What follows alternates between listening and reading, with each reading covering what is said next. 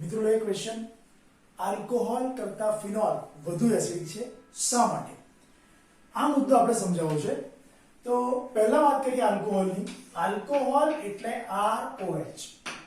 આલ્કોહોલનું આયનીકરણ થાય તો આપ સૌ જાણો છો કે ઓક્સિજન પર લોન પેર ઇલેક્ટ્રોન છે, નોન બોન્ડિંગ ઇલેક્ટ્રોન છે, એટલે મળશે આપણને RO, O પર માઈનસ જાય, કેમ કે જ્યારે H પોતાના ઇલેક્ટ્રોન લીધા વગર જાય તો આ પ્રમાણે આપણને આલ્કોક્સાઇડ આયન પ્રાપ્ત થાય.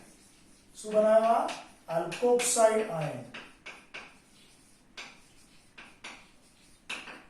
હવે આવી જ રીતે ફિનોલ લઈએ.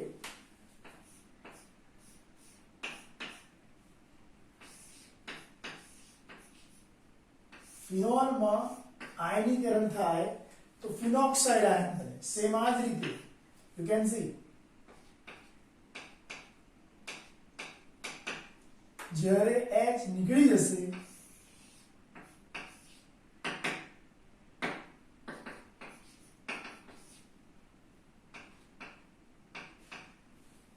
બરાબર, આ બન્યો ફિનોક્સાઇડ આયન.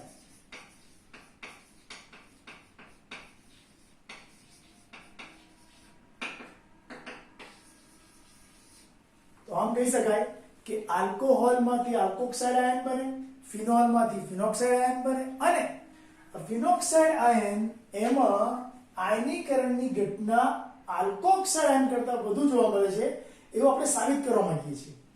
જેથી સાબિત એવું થશે કે આલ્કોક્સાઇડ આયન કરતાં ફિનોક્સાઇડ આયનના એની અંદર આયનીકરણની ઘટના વધુ બને છે, માટે તે વધુ એસિડિક છે. તો એ કામ કરવા માટે આપણે કલમની વાત કરીએ કે જ્યારે ફિનોક્સાઇડ આયનની વાત આવી ત્યારે ઓક્સિજન જે કાર્બન સાથે અટેચ છે એ કાર્બન કયા સંક્રમણમાં છે? sp2. અને sp2 સંકૃત કાર્બનની વિદ્યુત ઋણતા હંમેશા કેવી હોય? વધારે. જો sp2 કાર્બનની વિદ્યુત ઋણતા વધારે હોય તો થાય શું?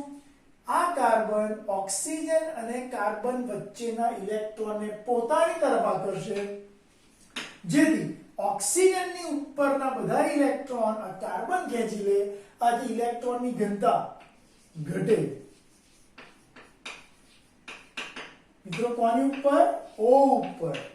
ફરી એક વખત, ફિનોક્સાઇડ આયનમાં ઓક્સિજન સાથે જોડાયેલો કાર્બન sp2 સંકૃત છે અને સંકૃત sp2 હોવાને કારણે વિદ્યુત ઋણતા એની કેવી છે? વધારે. આ કાર્બનની વિદ્યુત ઋણતા વધારે હોય તો ઓક્સિજન અને કાર્બન વચ્ચેના ઇલેક્ટ્રોન પોતાની તરફ આકર્ષે, માટે ઓક્સિજન પર જે ઇલેક્ટ્રોન છે ઘનતા ઘટી જશે. ઓક્સિજન પરની ઇલેક્ટ્રોનની ઘનતા ઘટી જાય તો હાઇડ્રોજનનું, એટલે અહીં જે હાઇડ્રોજન હતો બાજુમાં, એનું મુક્ત થવું સરળ બનશે. તો લખીશ હાઇડ્રોજનનું મુક્ત થવું સરળ બનશે.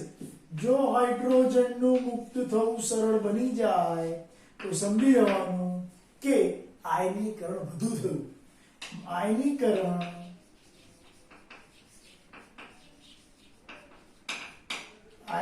વધારે થાય તો કહી શકાય કે એસિડિકતા વધુ છે. તો મિત્રો હવે હું તમને આ જે ફિનોલનો ફિનોક્સાઇડ આયન છે, બરાબર, એ ફિનોલના ફિનોક્સાઇડ આયનમાં સંસ્પંદનની ઘટના સમજાઈ રહ્યો છું. દાખલા તરીકે તમને કહું, 1 2 3 ઓક્સિજન અત્યારે H ના જવાથી ઓક્સિજન પર કયો ચાર્જ છે? નેગેટિવ ચાર્જ છે. બરાબર સમજો. હવે હું અંદર આ ઓક્સિજનના ઇલેક્ટ્રોનને, ઓક્સિજન ઉપરના અબંધકારક ઇલેક્ટ્રોન એ O અને C ની વચ્ચે આવશે, એટલા માટે અહીંયા ડબલ બોન્ડ બનશે. જે જગ્યાએથી ઇલેક્ટ્રોન બોન્ડમાં આયા એ જગ્યા ઉપર હવે કયો ચાર્જ આવશે? પ્લસ ચાર્જ આવશે. એ જ વખતે આ બોન્ડના ઇલેક્ટ્રોન બહારની સાઈડ આવશે એટલે અહીંયા તમને શું મળશે માઇનસ. અહીંયા એઝ ઇટ ઇઝ મિત્રો એવી રીતે અહીંયા જરા ધ્યાનથી જુઓ. એ જ વખતે ઇલેક્ટ્રોન અહીંયા આવી જશે એટલે અહીં કયો ચાર્જ આવશે પ્લસ. પ્લસ માઇનસ વચ્ચે એટ્રેક્શન થશે એટલે બોન્ડ બનશે. આ તો એઝ ઇટ ઇઝ એવું ને એવું જ બરાબર. અહીંયા ઇલેક્ટ્રોન અહીંયા એટલે અહીંયા નો ચેન્જ એવું ને એવું જ. ત્યારબાદ હવે શું કરીશું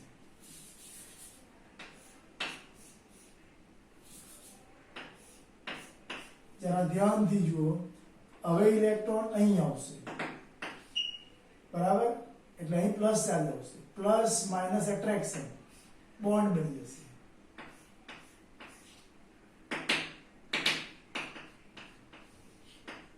રાઈટ. અને ત્યારબાદ અંતિમ સ્ટેપમાં તમે આવું લખશો. એ જ બોન્ડના ઇલેક્ટ્રોન ફરી પાછા ઉપર જતા રહેશે. ઓક્સિજન ઉપર હવે ટોટલ 6 ઇલેક્ટ્રોન થઈ જશે કેમ કે બોન્ડના ઇલેક્ટ્રોન બે ઉપર ગયા એટલે અહીં પ્લસ ચાર્જ આવશે. પ્લસ માઇનસ એટ્રેક્શન બોન્ડ બની જશે. અહીંયા નો ચેન્જ. તો આનો સીધો મતલબ એવો થયો મિત્રો જરા ધ્યાનથી જુઓ.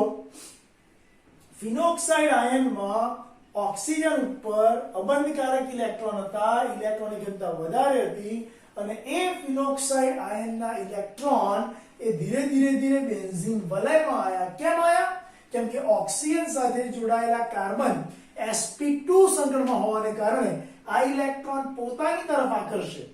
કાર્બન એ ઓક્સિજનના ઇલેક્ટ્રોનને પોતાની તરફ આકર્ષે છે માટે ઇલેક્ટ્રોન ઓક્સિજન પરના જે હતા એની ઘનતા ઘટી ગઈ અને બેન્ઝીન વલયમાં એ ઇલેક્ટ્રોન ફરતા થઈ ગયા. જો અહીંયા આયા ઇલેક્ટ્રોન, અહીંયા આયા, પછી અહીંયા આયા, ત્યારબાદ અહીંયા જોવા મળ્યા. આનો મતલબ કે ઓક્સિજન પરના ઇલેક્ટ્રોન બેન્ઝીન વલયમાં ફરતા થઈ ગયા જેને કહેવાય વિસ્થાનીકૃત ઇલેક્ટ્રોન. તો હું લખીશ અહીંયા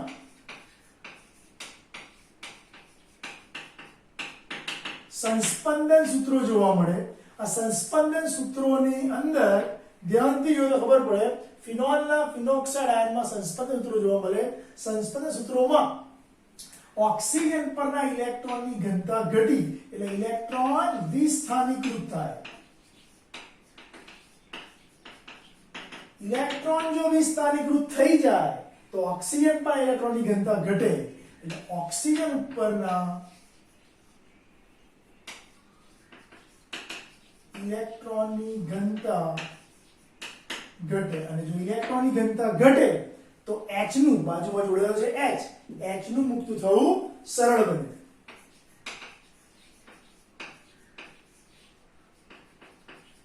અને યાદ રાખજો જે પ્રક્રિયામાં OH ની બાજુનો H સરળતાથી નીકળી જતો હોય એ વધુ એસિડિક કહેવાય.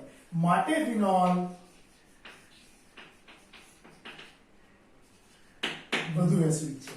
આવી ઘટના આલ્કોહોલમાં શક્ય બનતી નથી. એટલે કે આલ્કોહોલમાં ઓક્સિજન પરના ઇલેક્ટ્રોનની ઘનતા ઘટતી નથી માટે H નું મુક્ત થવું મુશ્કેલ છે. માટે આલ્કોહોલ ઓછો એસિડિક છે જ્યારે ફિનોલ વધુ એસિડિક છે. તો આપણે એવું બોલી શકીએ કે આલ્કોહોલ કરતા ફિનોલ, આલ્કોહોલમાંથી આલ્કોક્સાઇડ આયન બને, ફિનોલમાંથી ફિનોક્સાઇડ આયન બને.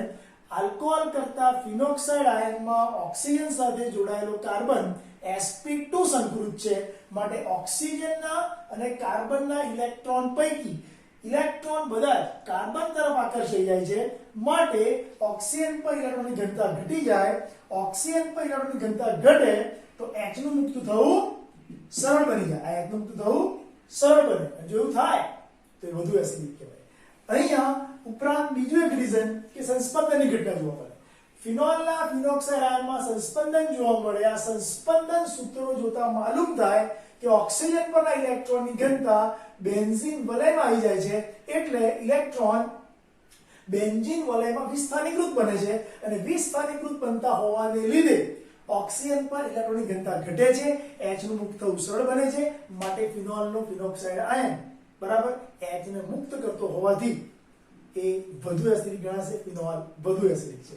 હવે મિત્રો આલ્કોહોલની જરા ચર્ચા કરી લઈએ. આલ્કોહોલ એટલે આપણી પાસે પ્રાથમિક પણ છે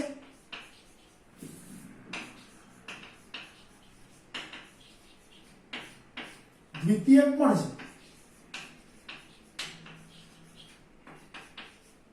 અને તૃતીયક પણ છે.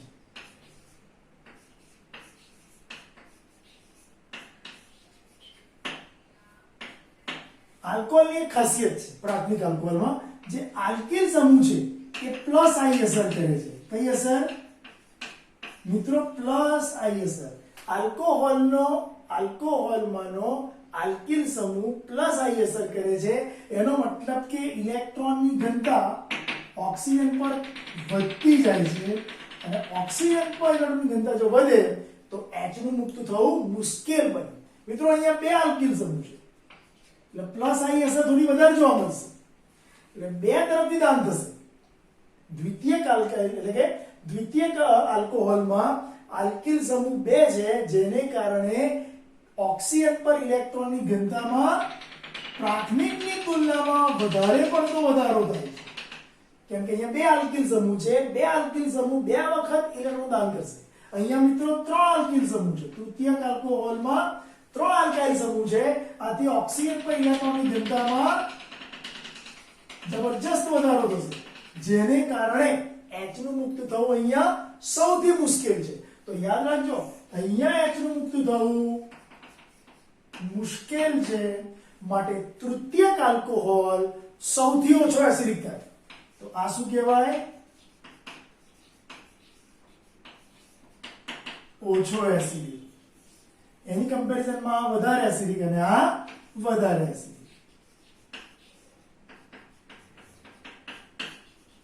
તો જો આપણે પ્રાથમિક, દ્વિતીયક અને તૃતીયક આલ્કોહોલની ચર્ચા કરીએ તો અહીં ત્રણમાં પ્રાથમિક આલ્કિલ કરતા તૃતીયક આલ્કોહોલમાં ત્રણ આલ્કાઇલ સમૂહ હોવાને કારણે પ્લસ આઈ અસર વધુ થશે, જેને કારણે તૃતીયક આલ્કોહોલ બરાબર છે એ ઓછો એસિડિક ગણાશે. મિત્રો આ થઈ આલ્કોહોલ, ફિનોલ એની એસિડિકતાની વાત. હું મિત્રો એક બીજી વાત તમને કરવા માંગુ છું. જ્યારે ફિનોલ એસિડિક છે વાત તમે સાબિત કરી, તો ફિનોલમાં એસિડિકતા કયા સમૂહ ઉમેરવાથી અને કયા સમૂહ ઉમેરવાથી ઘટે અને વધે એ જરા ચર્ચા કરી લઈએ. ચલો, આ છે ફિનોલ.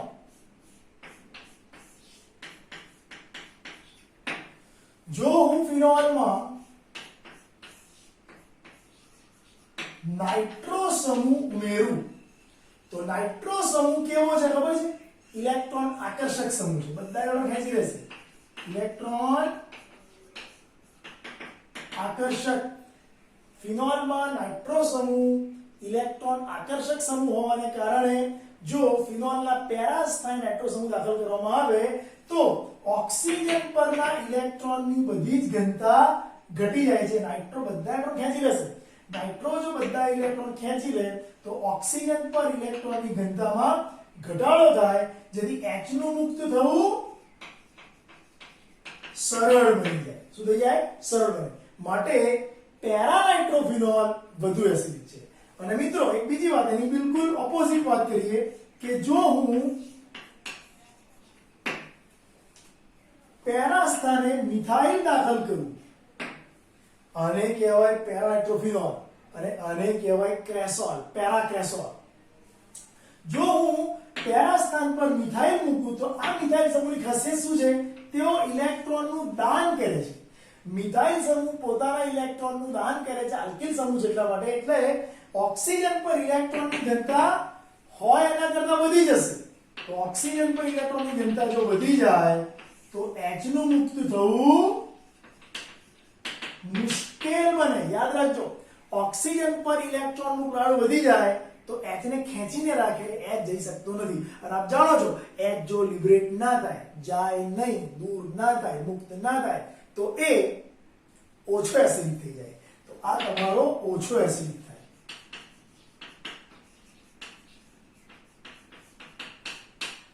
બરાબર? અને અહીંયા નાઇટ્રો સમૂહ પેરા સ્થાને દાખલ કર્યો એટલે H નું મુક્ત થવું સરળ બનશે, એટલા માટે આ વધુ એસિડિક ગણાય. વધુ એસિડિક. બોલો ક્લિયર? તો કહેવાનો મતલબ એ છે કે ફિનોલમાં કેટલાક ઇલેક્ટ્રોન આકર્ષક સમૂહ જોડવામાં આવે અને કેટલાક ઇલેક્ટ્રોન દાતા સમૂહ જોડવામાં આવે, તો એને કારણે તેની એસિડિકતા પર અસર થાય. આખી ચર્ચા આપણે શાની કરી? આલ્કોહોલ કરતા ફિનોલ વધુ એસિડિક છે એ પણ ચર્ચા કરી લીધી, અને આલ્કોહોલની અંદર પ્રાથમિક, દ્વિતીયક, તૃતીયક આલ્કોહોલ પૈકી કોણ વધુ એસિડિક છે એ ચર્ચા કરી લીધી. અને જો ફિનોલ આપ્યો હોય તો ફિનોલમાં કયા સમૂહ જોડવાથી તેની એસિડિકતા પર અસર થાય એ પણ આપણે ચર્ચા કરી લીધી. મિત્રો, આવી રીતે તમારે આમાંથી લગતા MCQ, થિયરીને લગતા ક્વેશ્ચન્સ, 2 માર્ક્સના 3 માર્ક્સના ક્વેશ્ચન્સ આ ટોપિકમાંથી ઘણા ખરા આવી શકે, તમારે લખીને તૈયાર કરવાનો છે. ઓકે.